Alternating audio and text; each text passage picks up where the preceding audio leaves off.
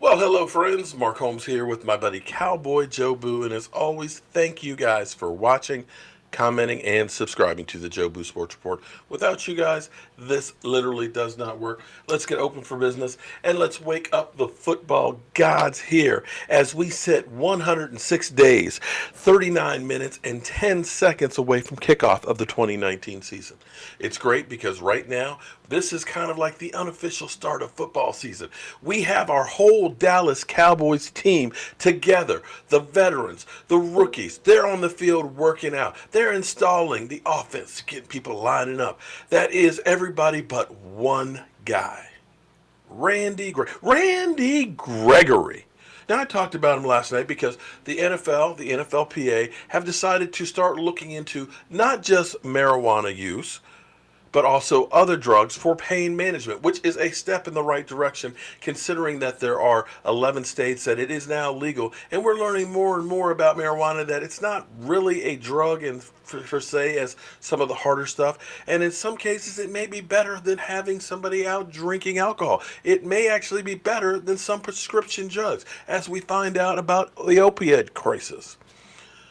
Now, for years, some people have been saying, you take weed and it kind of helps deal with mental issues. It helps dealing with chronic pain. We know about glaucoma and stuff like that. And now they're doing all kinds of research. They're doing like pain patches and things like that. Things that don't necessarily get you high, but help you to deal with situations. And it's great that the NFL is beginning to look at it like the NBA, which is not a controlled substance. But right now, I got to say, NFL, let my people go. You need to immediately reinstate Randy Gregory. Randy Gregory has never been out in a club, in a fight, drinking and driving the wrong way through the Lincoln Tunnel, never laid a hand on anybody outside of the football field and a couple of quarterbacks. You never see him going after coaches or players or giving the finger to the fans. None of this. None of this. His only transgression is smoking weed that he says helps him deal with some mental issues. Now, I said yesterday when I did the other video, smoking weed is not a performance enhancer. It mellows you out. It might even make you have the munchies and actually put on a little too much weight. But it's not something that's going to give you a competitive advantage. And there have been other players and stuff that have admitted that they smoked weed for pain. Trent Williams was suspended for 4 games from the Redskins, their left tackle, and he said it helps him deal with head trauma. And other players have gone through and admitted it. And here's the thing. The NFL basically has one test day a year. And most players know when that's going to be. And as long as you take that test and pass it, you're not getting tested again until the next year. Now, I understand. A lot of people say, Randy Gregory, he's a degenerate. He's a bum. He's an idiot. Get him out of here. He doesn't belong to be in the league. Okay. All right. Well, today, this is 2-time Super Bowl winning Man of the Year, Jake Long, on the Dan Patrick Show. So curious, you've been out in front of medical marijuana for use by football players. I can't help but think of Ricky Williams if he was playing in today's game, Chris, because back then he just said, look, I want to have marijuana. I need it. Now we're looking at allowing players to do it. Where are we headed? Well, we should be headed to a place where we allow players to enjoy what I would, not even call a drug. It's far less dangerous than guzzling a fist of alcohol and going out after a game.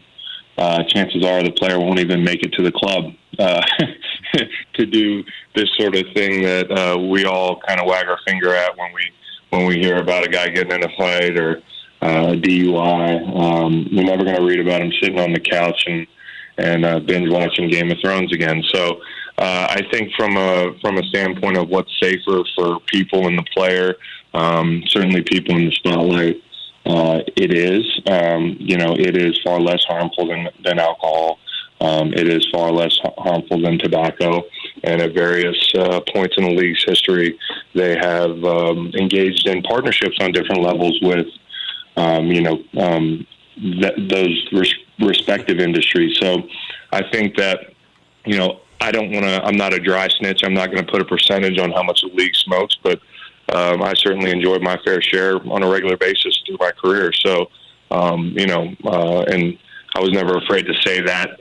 But I'm able to say it more explicitly now. I mean, listen, if not for that, I'm not as capable of coping with the stressors of day-to-day NFL life. A lot of guys get a lot of pain management out of it. But what about testing, though, Chris? Toradol did more pain management for me. I think the testing is arbitrary. The league, speaking plainly, knows damn well what they're doing. I mean, testing players once a year for street drugs, which is a terrible classification for marijuana, is kind of silly because players know when the test is. We can stop, and in that month or two that you stop, you're going to reach for the sleeping pills. You're going to reach for the painkillers. You're going to reach for the bottle a little bit more. On the weekend, you're going to have a few more drinks, and a few turns into a few too many, and it's just not the same. And if you're serious about players not smoking, you'd be testing more often. I hope they go the opposite direction, and just kind of realize how arbitrary doing that one test a year is. For more Dan Patrick Show, tune into Audience Channel. Yeah. Okay. So basically, Randy Gregory got busted for not knowing how to take the test and pass it. That's the bottom line. As Jake Long just said, listen, we know when the test's going to be. You stop smoking weed. You take sleeping pills because, if you don't seem to understand, playing football is like going through a car accident. If you've been in a car accident, boom. Now imagine doing that 30, 40 times, 50 times in one day, how you would feel the next day. Monday morning, waking up after a Sunday of these collisions are hell. Getting out of the bed is hell. It takes your body time to get over this. Not to mention, I remember, and again, I never played pro ball. I played college, which was enough to know. But I remember being hit in the head one time. This is before we knew everything about concussions. But I could literally turn my head and feel my brain not turn with it. The sensitivity to light, the headache, the nauseating feeling from that. And if you're an NFL player, knowing that if you can't perform, it's no problem. Bring up the next guy. So you have to do what you have to do to stay on the field. That means aches, pains, concussions, neck strains, pulled muscles, whatever. You have to be there to perform to keep your livelihood going. You ain't got time for the pain. And some of these painkillers, we've heard like Brett Favre, addicted to painkillers. We've seen the opioid crisis. And weed, if that is a substitute for things that are more harmful, then that might be something we ought to look into.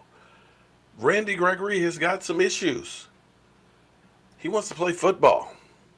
He's not doing anything different than what everybody else is doing, but the difference is for Randy Gregory is, as opposed to everybody else who hadn't failed to test, he gets tested on a weekly basis. He gets tests when out of nowhere for it.